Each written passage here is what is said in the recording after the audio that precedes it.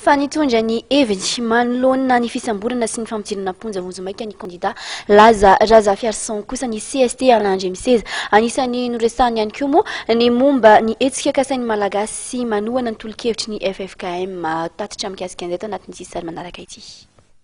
Mety sy ny sabotsy zao araka nambaran'Andriamatoa Alain Andriamiseza no anatanterahana ny hetsika izay heverin'ny Malagasy manohana ny tolo-kevitry ny FFKM araka ny fanazavana netiny na dia miankina amin'ny fivoaran-draharaha eto amin'ny firenena sy amin'ny fanatotosana izany dia nisoritan'Andriamatoa Alain Andriamiseza nefa fa tsy mahasakana ny dingana izay no heverin'ny Malagasy manohana ny tolo-kevitry ny FFKM ny zava-misy momba ny raharaha Laza Razafiarison.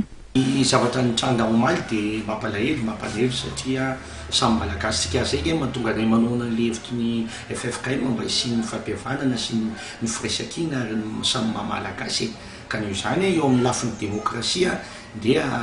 manakina manokana mihitsy za manokana mihitsy Alain Andriamiseza manakina ny zavatra mitranga ohatriny za tsy anao aniza mifatosona na ina zavatra mitranga eo amin'ny lafin'ny filaminam-bahoaka fa fotsiny everiko fa misy fomba hafa azahoana mifampiresaka noho ny fampiasana herisetra zay zany aloha no zavatra voalohany ary ny tena faharoa tena zava-dehibe zay tsy misy mamentraka dia ozy hoe ny fahotana raha fahotana nataony Andriamatoa Laza Razafiarison ve dia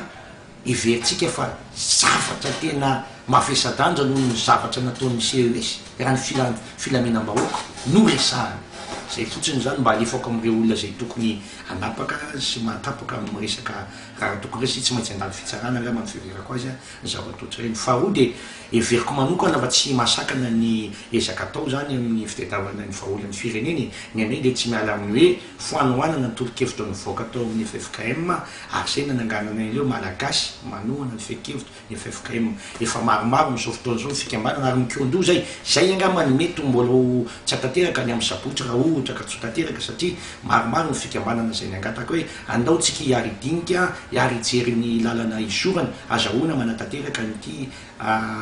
famanolany fireneny ity andanana ny amin'ireo fondation zay ny averimberiko matetika amin'ny vahoaka hoe ny andehanantsika ny dia ho any amin'ireo fondation zany hoe hanariny fotony raha fiainam-pirenena hanariny fotony ny république Malagasy dia fa misy atanatoa ohatra ireo ny voalohany rakom-pihavanana ataon'izy efatra maralaby miady ireo zay vao miditra amin'ny fanolorana lalam-panorenana rona telo zay hodinieny Malagasy ho fidiny zay vao miditra amin'ny atanatoa mpifidianana maromaro mazavo zany tsy hitako mihitsy zay hoe ratsy amin'izany ka noho izany dia ao an'ireo zay na mifombinana marina fa za dia niteny tamin'ny kabary farako teo hoe hidiny eny Ambojatovo za manokana hidiny eny Ambojatovo zany tsy milaza hoe tsy maintsy dia amin'iny ny atao na raha-pitso na raha afaka-pitso fa na raha-pirenena no tsy maintsy andinihana azy. Andriamatoa Alain Andriamiseza izay manamafy ny tokony andraisan'ny Malagasy an-tanana amin'ny fitadiavana vahaolana ivoahana amin'ny krizy ary ho azy dia tokony hanohana ny dingana entin'ny Malagasy ny vondrona iraisam-pirenena fa tsy handidi ny zotra rano.